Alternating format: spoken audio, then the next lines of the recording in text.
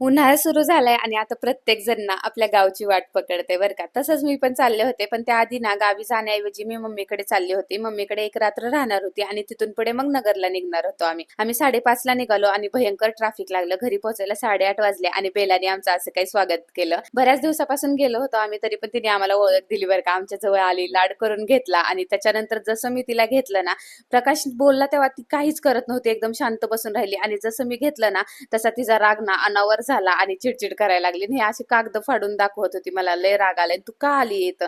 तिला अजिबात आवडत नाही मी तिथं गेलेलं बरं का. त्याच्यानंतर सकाळी 5:30 लाच आम्ही दुसऱ्या दिवशी निघालो, कारण म्हटलं की ऊन भयंकर आहे. उन्हाच्या आधी घरी पोहोचलेलं कधीही बरं, कारण उन्हाचे भरपूर त्रास सुरू होता, डिहायड्रेशन होतं आणि गाडी चालवायला पण खूप त्रास होतो. त्यामुळे आम्ही पहाटेच निघायचा निर्णय घेतला आणि ह्या मॅडम काय आम्हाला बाय करायला तयारच नव्हत्या. आणि तुम्ही रस्त्यावरती बघू शकता किती अंधार होता आणि आम्हा दोघांनाही वाटलं की उन्हाळा सुरू आहे त्यामुळे थंडी वाजणार नाही, पण भयंकर थंडी वाजत होती. सकाळी लवकर निघाल्यामुळे भूक लागली होती. मग एका ठिकाणी चहा नाश्ता केला आणि 10:30 वाजता ना आम्ही घरी पोहोचलो. आणि इथून पुढे 4 दिवस ना गावाकडचे ब्लॉग येतील, त्यामुळे फॉलो करायला विसरू नका. Bye bye.